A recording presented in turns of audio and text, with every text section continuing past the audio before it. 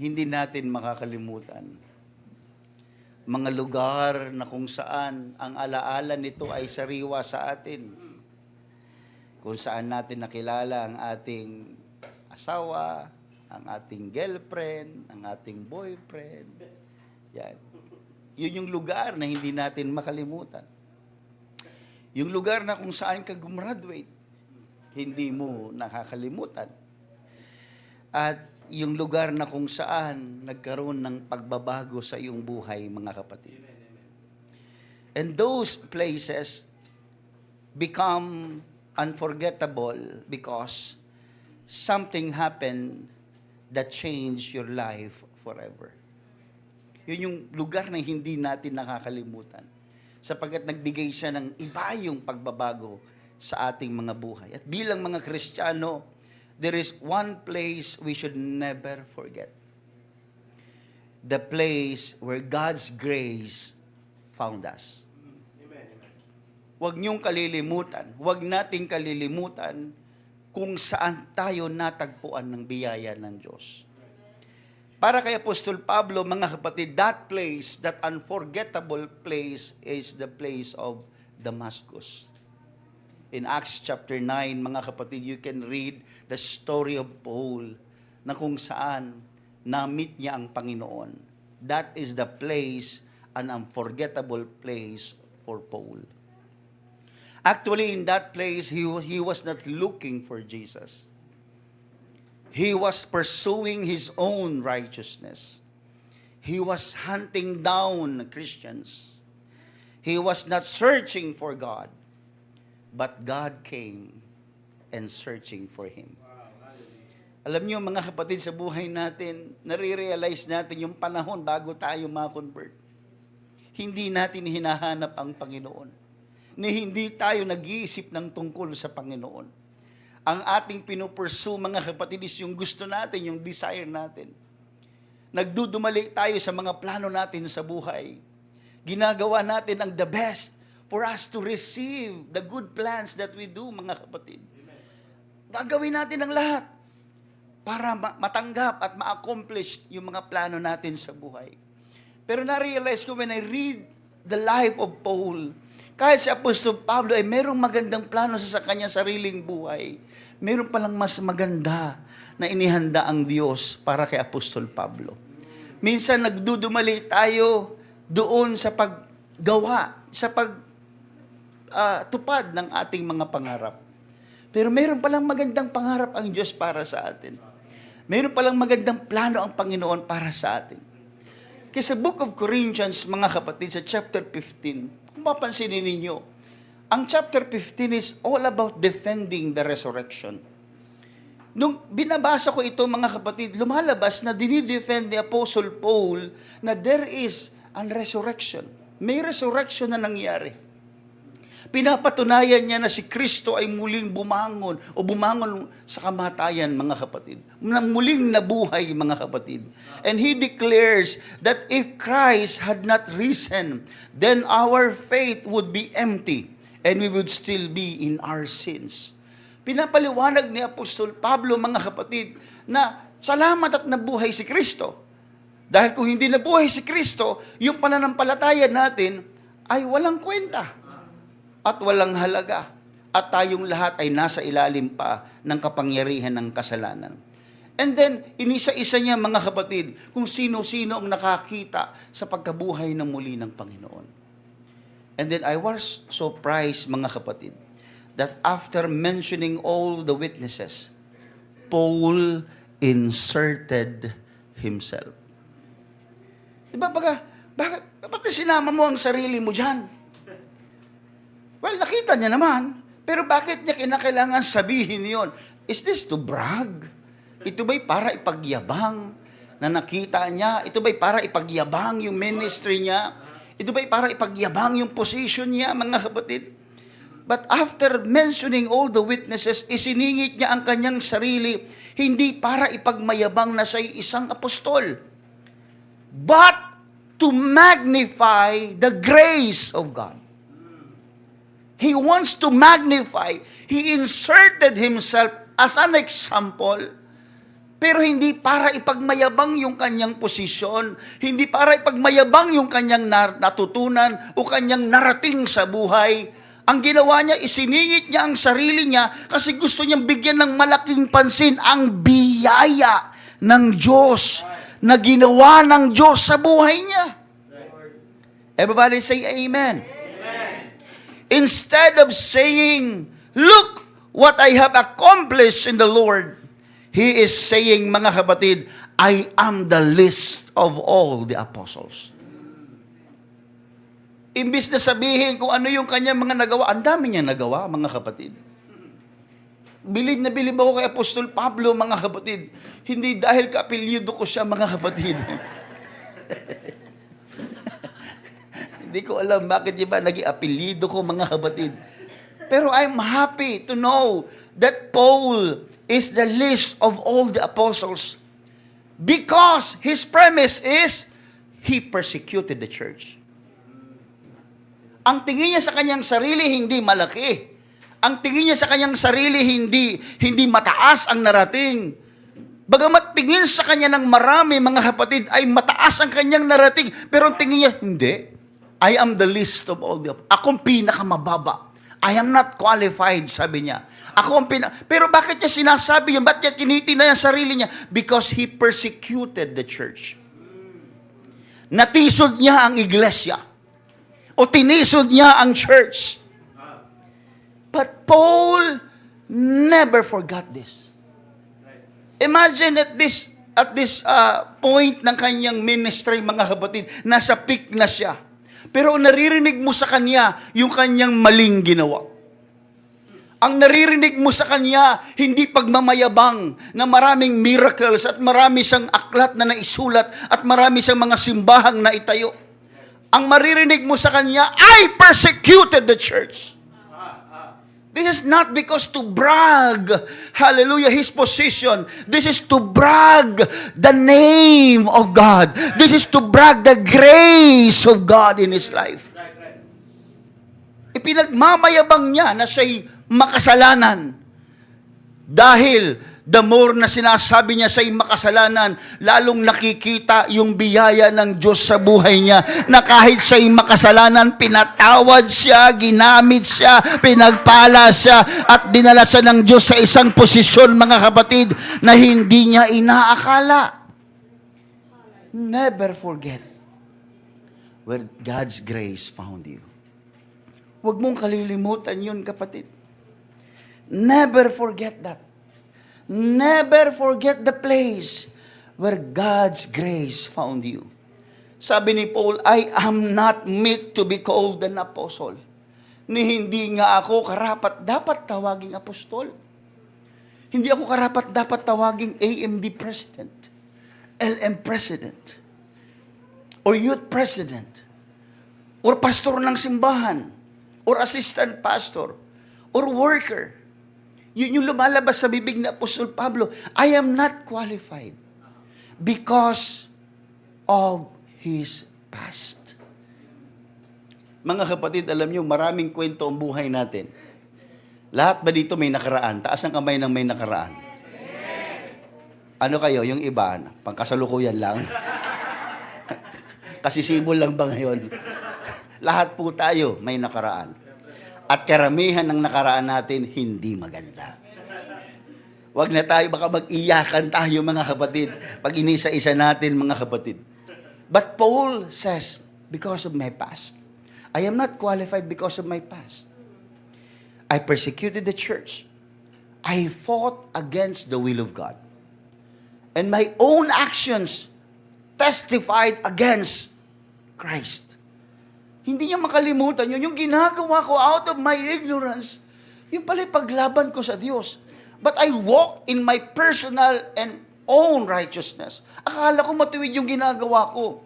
Akala ko tama yung ginagawa ko. Pero hindi ko na-realize, ako pala lumalaban sa kalooban ng Panginoon. That's my past. Sabi ni Paul, that's my past. At pag hindi tayo nag-ingat, mga kapatid, ang ating nakaraan ay magiging kulungan natin. Sa mga hindi pa makamove on, nakakulong kayo sa inyong nakaraan. That's the point, mga kapatid. Totoo yan. Our past can be a burden. And our past can make us believe that God never use us or will never use us. Doon tayo nakabaon sa ating nakaraan sa mga kasalanan natin. And yet, God proves something greater than Paul's past. What is that? Grace redeemed what sin had ruined. Kayang patawarin ng Diyos, kayang tubusin ng biyaya ng Diyos ang kasalanan na nagwasak sa tao. This is what Paul trying to say to us. Yung nakaraan ko, I don't care, sabi niya. I persecuted the church, I fought against the will of God, but God found me in His grace. Natagpuan ako ng biyaya ng Diyos na kahit na lumalaban ako sa Kanya, pinatawad niya ako. Na kahit ako'y lumalaban sa kalooban niya, tinawag niya pa rin ako. This is the grace of God. Amen. I hope you understand this word. I woke up this morning, mga kapatid, I have this feeling, hindi matanggal-tanggal sa akin, mga kapatid, that I am just walking under the grace of God. I am receiving under the grace of God. I am alive under the grace of God. I have everything in my life. I am what I am today because of the great grace of the Lord. Ganon din sana tayo, mga kapatid. Hindi tayo pwedeng mabuhay sa isang maghapon na hindi natin maibalik sa Diyos yung karangalan. Amen po ba? Hindi naman binura ng Diyos yung nakaraan ni Apostol Pablo. Akala ng marami, mga kapatid, when you serve the Lord, tatanggalin niya yung nakaraan mo. Makakalimutan. No, mga kapatid, hindi mo makakalimutan. Paul's history is still in his memory. Hindi tinanggal ng Diyos ang memorya ni Apostol Pablo tungkol sa Damascus. Nandun pa rin, mga kapatid. Instead, Damascus became a constant reminder of the mercy of God. Palagi niyang naaalala yun. Kung hindi dahil sa Damascus, ano kaya ako ngayon? Yung Damascus na yan, I persecuted the church, but grace of the Lord found me. Doon ako natagpuan ng Panginoon. Because God will not always erase the memory of your past. Because the more you remember where He found you, the more you appreciate how gracious He has been in your life. Hindi niya buburahin sa iyo ang memorya ng iyong nakaraan. Masakit pa rin pag iyong aalalahanin. Nakakatakot pa rin, nakakahiya pa rin kung iyong aalahanin. Pero sabi ng Panginoon, the more mong naaalala yan, lalo mong napapatunayan na ako ay mahabagin, na ako ay mabiyaya sa iyong buhay. Lalo kang pinagpapala, pinapatawad ka, at ginagamit ka ng Diyos dahil sa iyong nakaraan.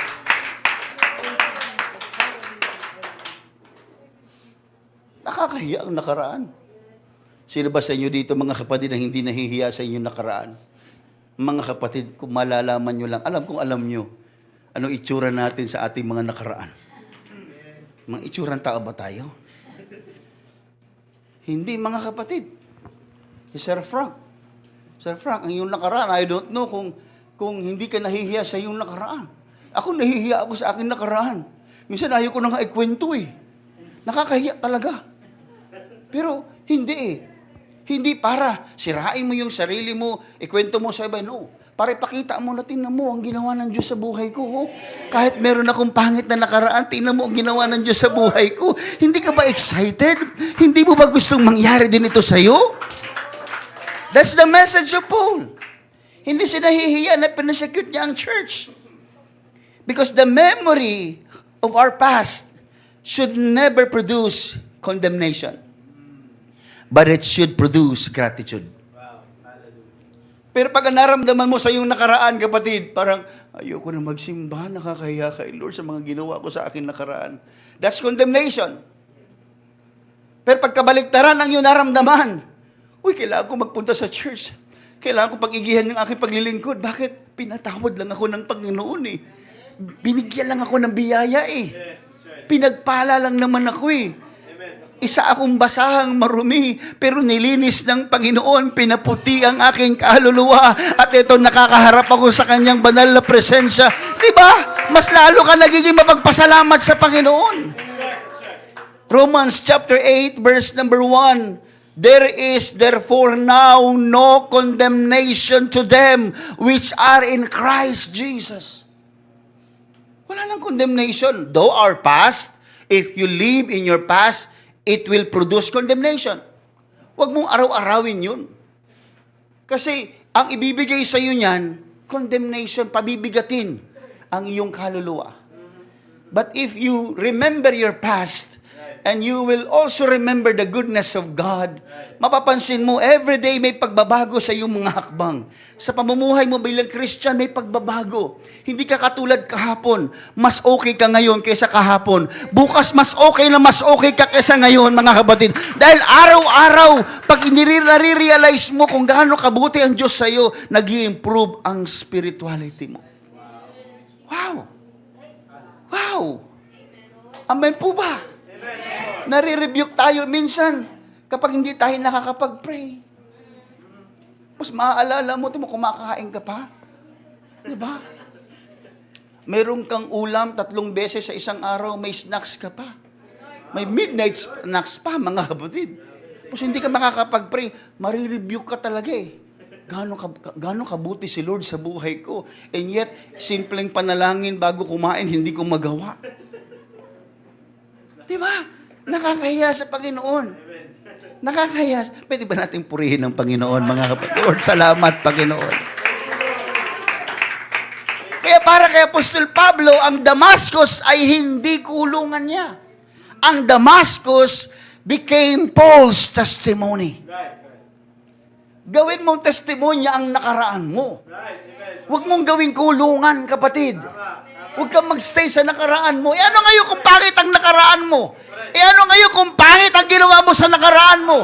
Gawin mo siyang testimony kung gaano ka mabiyaya ang Diyos, kung paano ka pinaulanan ng Diyos ng pagpapala, ng biyaya, ng kaligtasan, ng kapatawaran, at ginagamit ka ng Diyos ngayon. Amen po ba, mga kapatid? Please, never forget the place. Just like what happened to Joseph. He never forget the pit as he enjoyed in the palace. Yung iba kasi gusto palasyo kagad. Enjoy sa palasyo, maraming pagkain. Pero don't you recall where God found you? You are from the pit. Nasa butas ka. Nasa malalim kang balon. Walang kumukuha sa'yo. Madilim, walang pag-asa. Doon ka galing bago ka makarating sa masarap mong upuan sa iyong trono. Saan ka ba nanggaling? Sa isang malalim na kalagayan. Pinulot ka lang ng Diyos at dinala ka sa isang magandang kaharian. At ngayon nag-i-enjoy ka. Huwag mong kalimutan, gawin mong testimonya ang iyong balon. Amen. Huwag ka nahihiya sa iyong nakaraan. Ano ngayon may nakaraan ako? Pinatawad ako ng Diyos eh. Amen. You cannot condemn me in front of the Lord. God is my mediator. God is my attorney. And my attorney told me that I was already acquit na ako sa mga ginawa ko. Pinatawad ako. Binayaran ng aking kasalanan. So make this past as your testimony. Alam niyo, pag tayo nagsishare sa mga ibang tao, ano bang gamit natin? Yung future? Nakaraan. Brad, alam mo, dati akong lasinggero. Ngayon, konti na lang. Hindi yun. Bura. Yung nakaraan mo talaga. Yun yung effective, di ba? Kasi nakikita nila sa iyo. Anong nangyari sa iyo? Ba't nag-iba ka? Doon na ngayon. Ito kasi yan. Ang nakaraan ko ganito. Pero tingnan mo ang kasalukuyan. Paano ko binago ng Panginoon? Kung ako yun, kukwentuhan mo ng ganyan, maiinggit ako eh. Magdi-desire ako. Gusto ko rin yan. na mayroon akong testimony na ganyan. That's why grace produces humility, not entitlement. Tomorrow I will be speaking on the ministers and pastors of Section 1 ng NCR. You know my message is?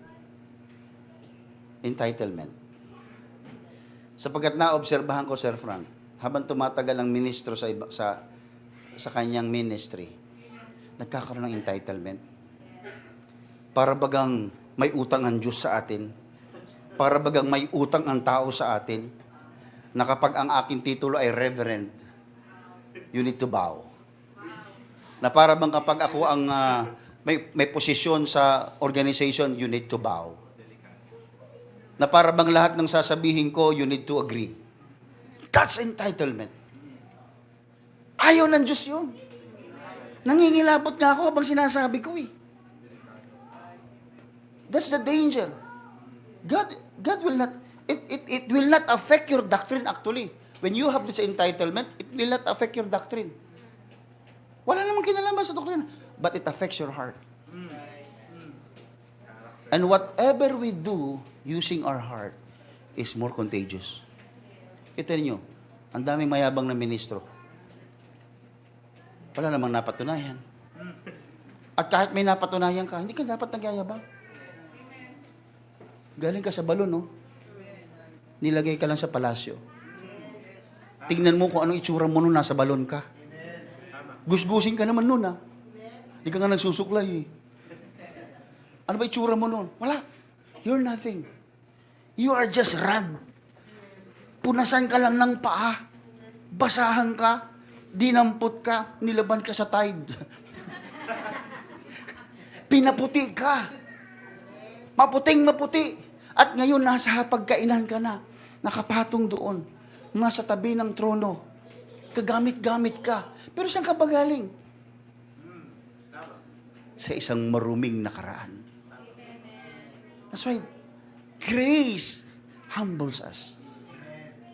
But some have this entitlement because grace in the unmerited favor of God. It is the unmerited favor of God. Wala kang ginawa, pero deserve mo. Di ba ang may deserving lang yung may ginawa, pero kung wala ka namang ginawa, pero tumatanggap ka. Ano yun? Biyaya yun. Hindi naghahanap ang Diyos ng merito. Hindi naghahanap ang Diyos ng ginawa mo. Mabait ka, ito blessing. Hindi ganoon. Mainggit pa nga tayo minsan kung sino pa yung masama, sa pa yung maraming blessing eh.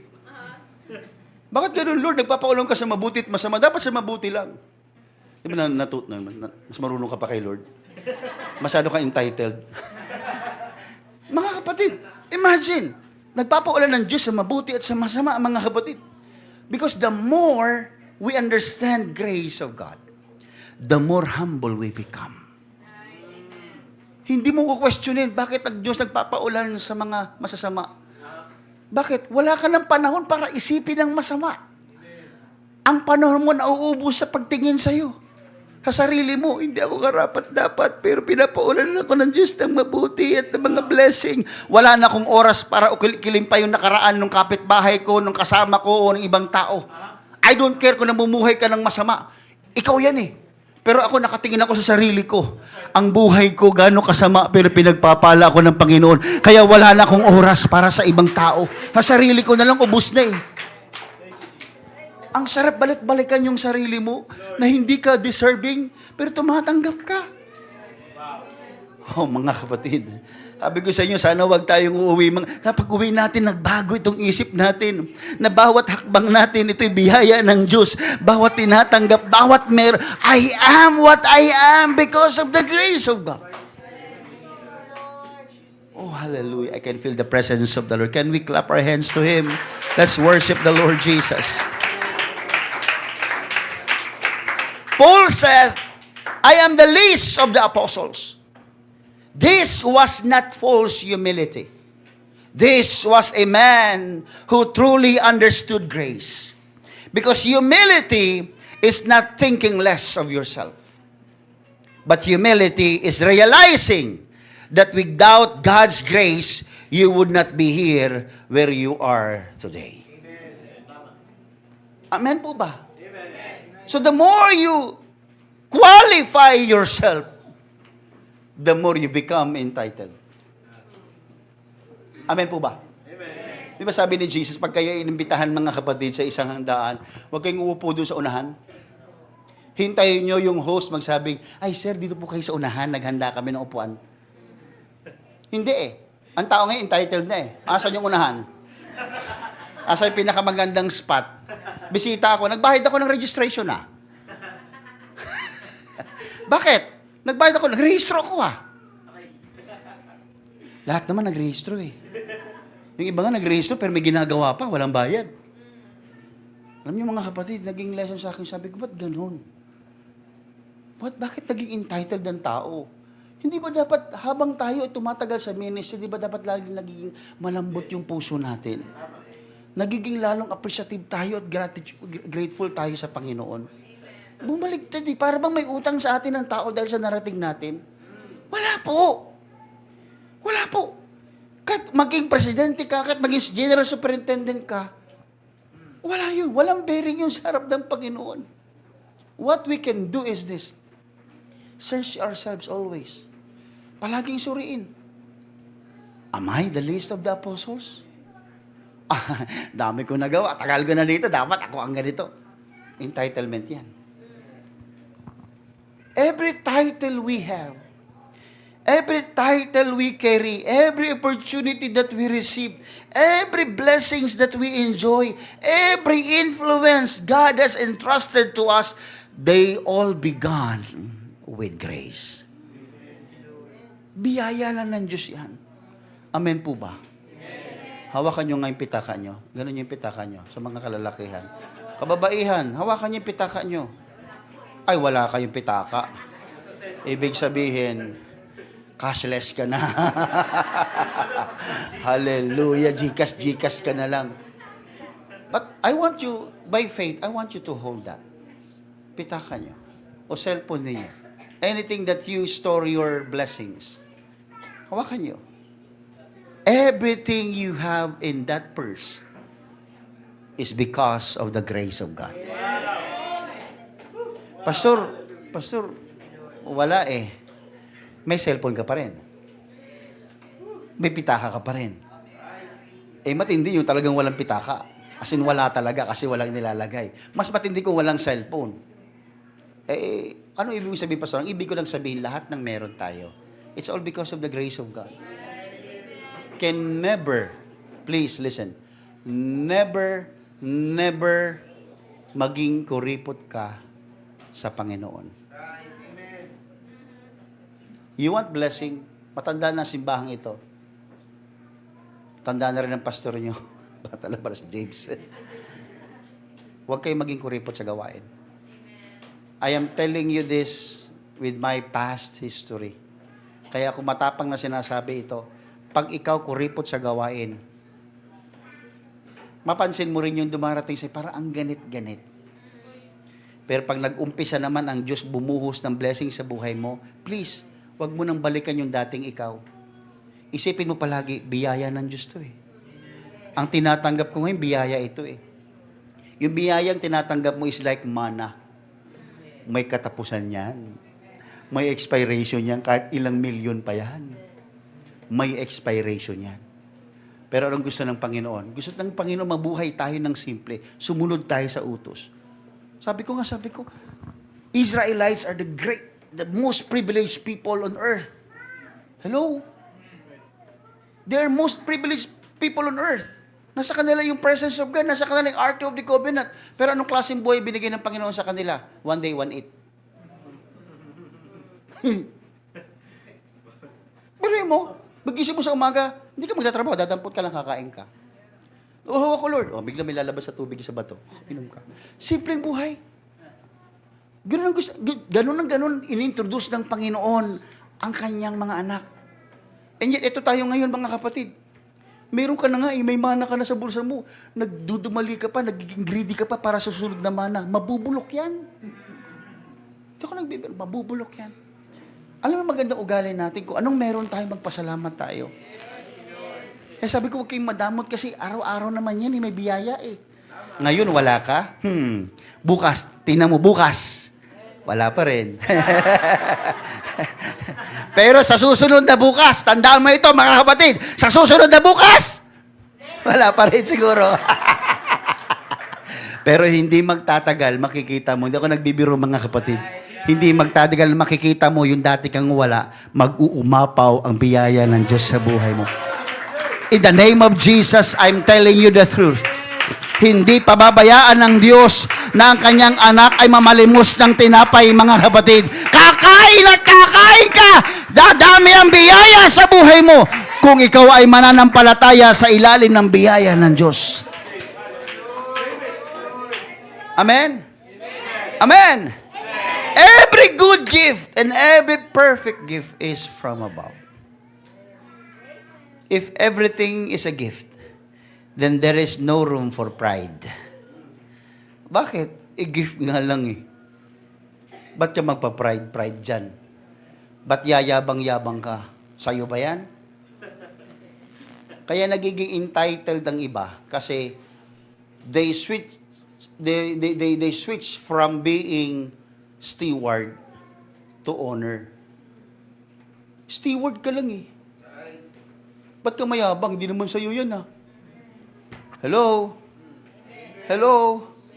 Ito yung pera mga kapatid. Kahit ganong higpit mo yan, kahit ikandado mo sa pitaka mo yan mga kapatid, aalis yan. Ayaw na ako mga, may buhay yan eh. Umiikot yan eh. May kusang buhay yan. Kung saan pupunta yan mga kapatid.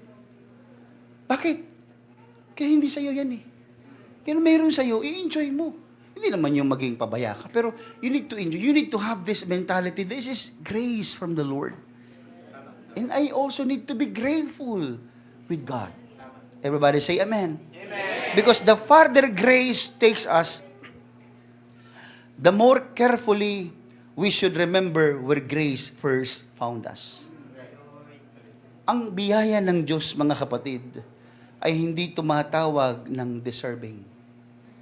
But the grace calls the undeserving. Kasi pag sinasabi mong deserving ka, lalayuan ka ng biyaya. Hello, nakikinig po ba kayo?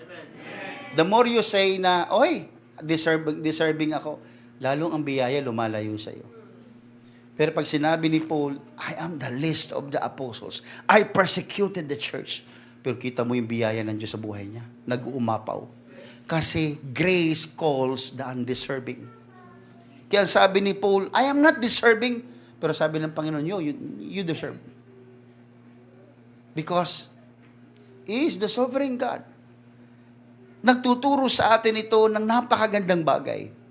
That God does not call the qualified. Alam nyo yan, kasabihan na yan. He qualifies the called. Ministry is not earned. Being a musician is not earned. Magaling ako, Pastor James. Scholar ako ng musika. Pastor James, naku, pag bumirit ako, pati bubong tanggal. Ganon katindi ang boses ko. Kailangan nasa ministry ako ng music. Ministry is not earned. Marami akong kilala mga kapatid, nag-umpisa ang gawain sintonado. Nung lumago ang simbahan, mga kapatid, alam niyo ba nangyari? Sintonado pa rin. Hindi, joke lang. Wala talaga pagbabago kahit anong biyaya. Pero may mga tao, mga kapatiran, mga kapatid, gumaganda ang boses nila. Hindi ako nagbibiro. Gumaganda kasi wala tayong choice. Nasanay na yung tenga mo. Okay na sa amin yan. Di ba, punta ka sa ibang simbahan? Di ba, parang, ba't ganito kantahan nila? Hindi Hindi, nasanay ka lang sa sintonado. Masyado mo niloloko sarili mo. Kasi may preference ay pandinig natin eh. Pero ministry is not earned. Being a pastor is not earned. Hindi tayo, anak ako ng pastor, dapat pastor din ako. Ang tatay ko musikero, dapat musikero din ako. Kami sa simbahan, kami maraming tinutulong sa simbahan, dapat leader ako. Hindi po earned yan. Ministry is not earned. Salvation is not earned. Hello? Being a leader Paul says, I am not worthy to be called as apostle. Hindi earn ng apostleship. Because everything is because of God's grace. Biyaya lang ng Diyos yan eh. Kaya pag ginagamit ka, huwag yung mga kapatid, huwag yung tanggihan. Pag inassign ka ng pastor, Brad, ikaw muna ikaw mag-devotion sa Sunday ha. Huwag yung, ako pastor eh. Ano ka, naiihing, nahihiya. Kaya nga, challenge sa'yo yun. Yun ito, dati mga kapatid, first time ko ma-assign as mag-Sunday school, mga kapatid, sabihin ko sa inyo, 1 buwan na sinabi ni pastor sa akin yun, pero yung 4 na linggo na yun, para ako scholar, mga kapatid, basa ng basa. Nagagalit yung asawa ko sa akin, ano ka ba, matulog ka naman. Sunday school teacher ako sa Sunday eh. First time ko yun eh.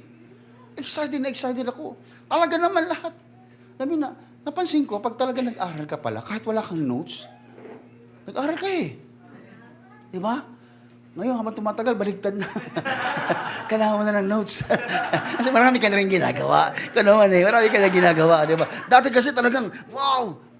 Inasign ko ni Pastor mag-preach. Grabe, tuwang-tuwa ako mga kapatid. Tuwang-tuwa ako pag inasign ako mag-preach.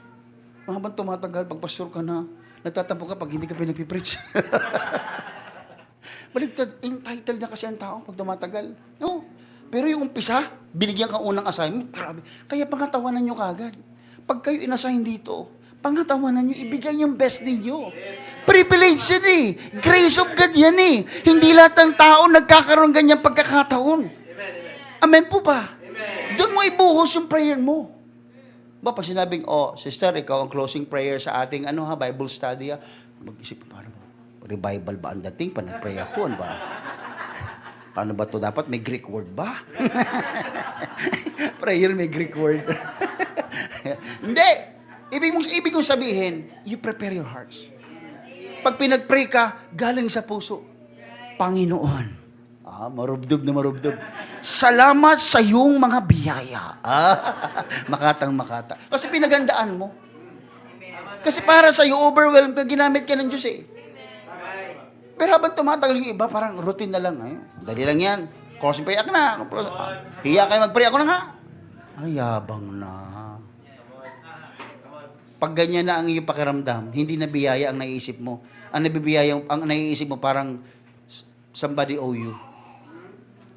Dahil ikaw naman ang palaging di ikaw mag-pray, simple lang sa akin yan. Nawawala na yung grace of God doon. Nawawala na yung parang humility doon, mga kapatid. Everybody say amen. That's why, Ephesians chapter 2, sinabi sa atin, for by grace are you saved through faith, not of works. That's why when we forget grace, entitlement begins. And we begin to think we deserve recognition, we deserve promotion, we deserve blessings. But Paul reminded us today that everything we have is mercy. Habag lang ng Lord yan. We are all living under the grace of God. And grace never leaves you the same. Malapit na po ako matapos. Hindi ka hahayaan ng biyaya na ikaw ay walang pinagbago. Tingnan niyo yung mga taong tumanggap ng biyaya. May pagbabago. Kasi ang pagbabago, mga kapatid, hindi ka iiwan nito. Ang pagbabago, ang biyaya, hindi ka iiwan na walang pagbabago sa iyo. Grace is not permission to remain unchanged. Lagi naman may biyaya si Lord eh. Ganito na lang ako. No. Grace transforms. Tingnan niyo ang paligid niyo, mga kapatid. It transforms. Ang taong tumatanggap ng biyaya at naiisip, nare-realize niya ang biyaya ng Diyos sa buhay niya, may pagbabago. May pagbabago. Pag hindi ka na nagbabago, hindi mo na nare-realize na may biyaya si Lord sa buhay mo, si Diyos tuloy. Totoo yun. Kapag hindi ka na masyadong appreciative, hindi ka na masyadong grateful, parang complacent ka na, parang nakatira ka pa rin sa nakaraan mo, ganito na talaga ako, pastor tanggapin nyo na ako, talagang matabil ang dila ko Ibang talent yon mga kapatid. May talent kang kakaiba. Ayaw namin lumapit sa iyo. Huwag mo sasabihin yun. Huwag mo sasabihin, ganito na talaga ako, pastor, tanggapin nyo na ako kung ano ko. Ako nga, tinanggap ni Lord ng ganito eh. Hindi kaya. Hindi kaya ganon. Nung matabi lang dila mo, nung palaaway ka, nung chismoso ka, chismosa ka, anong ginawa ng Panginoon sa'yo? Pinatawad ka. Pero yung biyaya, hindi ka niya iiwan kung saan ka nakatayo. Bibit-biting ka niya, dadalhin ka niya kung saan naroon ng kalooban niya. Ganyan ang biyaya. Amen. Tingnan niyo si Paul, mga kapatid. Natagpuan siya ng Diyos sa Damascus. Binulag siya. Tanong, nanatili bang bulag? Because grace will bring you to the will of God. Bumalik yung paningin niya, pero nag-iba yung kanyang pananaw. Bumalik yung parehas na mata na paningin niya, pero nag-iba ang pananaw. Yung dating kalaban niya, mga kapatid, ang iglesia ng Diyos ngayon, sino ang nagbibuild ng iglesia? Siya na. Yung dating kamay na nagpe-persecute, mga kapatid, at nananakit, sino na ngayon, mga kapatid, na nagbibuild at nagtatayo ng iglesia at nagpo-promote ng gawain ng Panginoon? Yung parehas na kamay, dahil hindi ka iiwan ng biyaya sa iyong nakaraan, dadalhin ka ng biyaya sa iyong kalooban, sa kalooban ng Panginoon, mga kapatid. I can really feel how God really is so gracious, mga kapatid, sa buhay ko. Kayo din, alam ko meron kayong ganun eh. Kaya si Apostol Pablo, nung binabasa ko kagabi, mga kapatid, sabi ko, itong taong ito, persecutor ito eh. Alam mo, yung persecutor, ginawang preacher. yung naninira ng buhay ng tao, naging builder. Wow. Yung kalaban, naging missionary. Biruin mo, kalaban, naging missionary. Ito ang ginagawa ng biyaya. This is how grace is so powerful. Makapangyarihan ng biyaya ng Diyos. Hindi na-remain si Paul kung sino siya dati.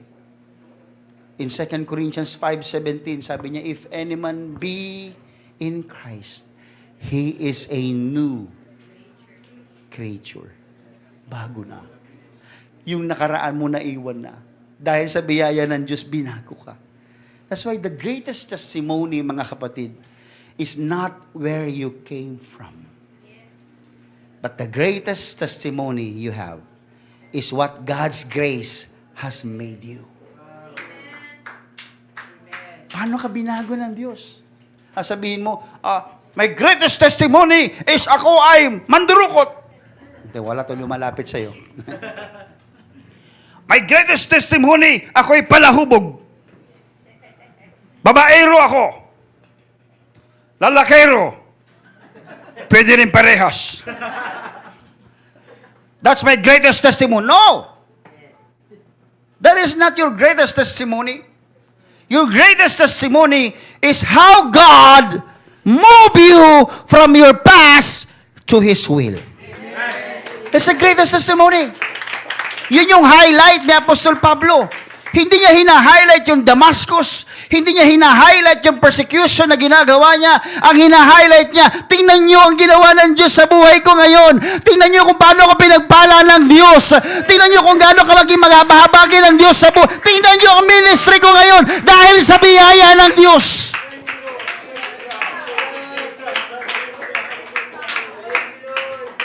Oh, hallelujah, hallelujah, hallelujah. Because our lives should constantly point people not to ourselves, but to the grace of God. Amen.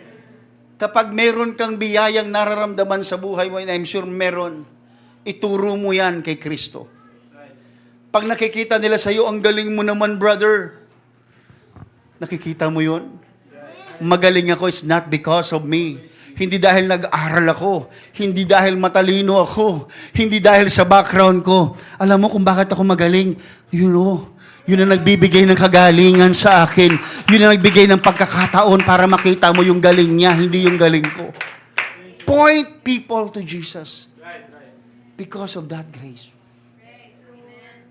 Ganun si Apostol Pablo, mga kapatid. Ang hero ng kanyang testimony ay hindi yung sarili niya. Ang hero niya ay yung biyaya ng Diyos. That's why today, sabi ko, Panginoon, I want this message somehow, if not fully, but I want this message to be with my colleagues and the saints of RTCM today. Bago ko umalis doon mga kapatid sa simbahan, nagme-meditate ako doon sa opisina. Lord, sabi ko, ano po ang iyong mensahe sa amin? Is this grace of yours should be in the hearts of everyone? At sabi ko, Panginoon, yes, this is what I want to preach today, if this is your will.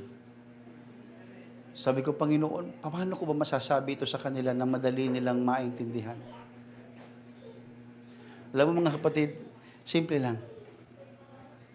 Tumahimik ka lang sandali. Tingnan mo ang sarili mo. Katulad ni Apostol Pablo, balikan mo ang nakaraan mo. Masasabi mo ang tungkol sa biyaya ng Diyos. I don't need a good theologian. I don't need an expert to explain to me. I don't need people that will motivate me to tell this. No. Myself only. Sarili ko lang. Sarili nyo lang. Tumahimik kayo. I-internalize ninyo. Ano ba ako? Saan ba ako galing dati? Tingnan mo ang ginawa ng Diyos sa buhay mo. Tingnan mo ang ginawa ng Diyos sa family mo, sa anak mo, sa trabaho mo, sa eskwela mo, sa'yo. Paano ginawa ng Panginoon sa'yo? Then you will realize, this is the grace of God. Walang maraming elaborative words, walang maraming mga pabulaklak na pananalita. Oh, this is the grace of God. I don't deserve this, but I am receiving it right now. This is the grace of God. Can you lift your hands to the Lord?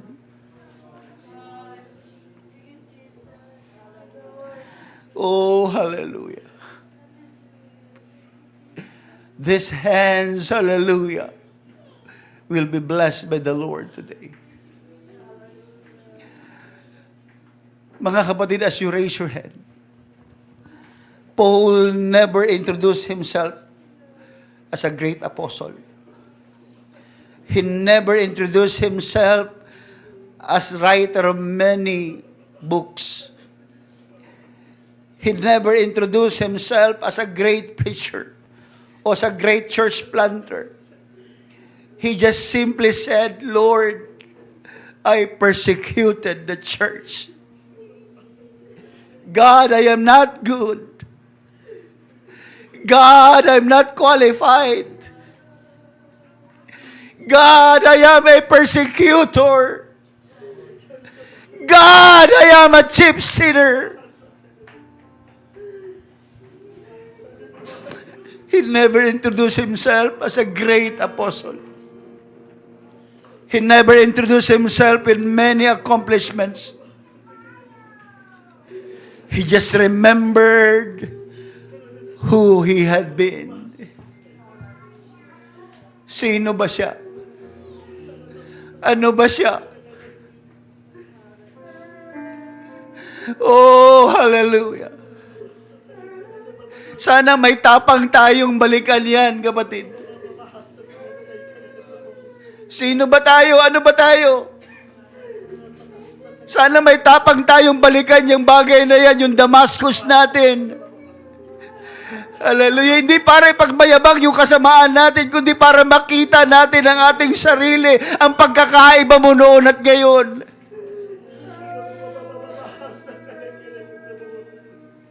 Maaring naalala ka ng iba at nakikita ka ng iba na isang masama. Ang yung nakaraan ay hindi maganda.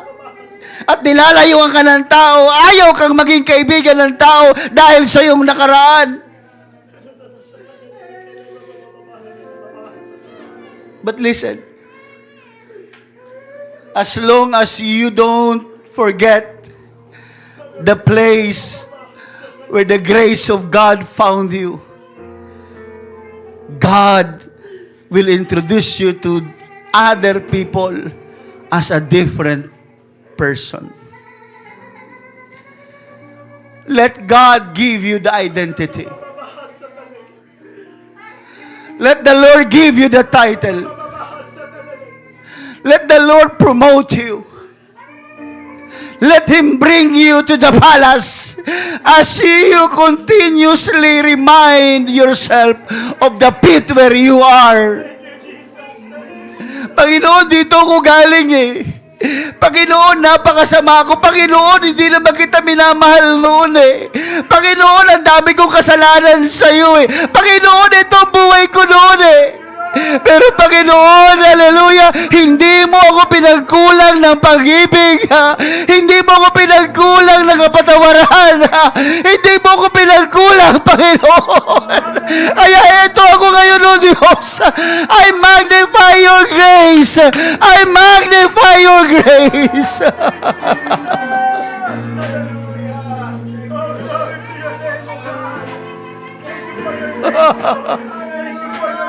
Ora shakadara bayara shakadara.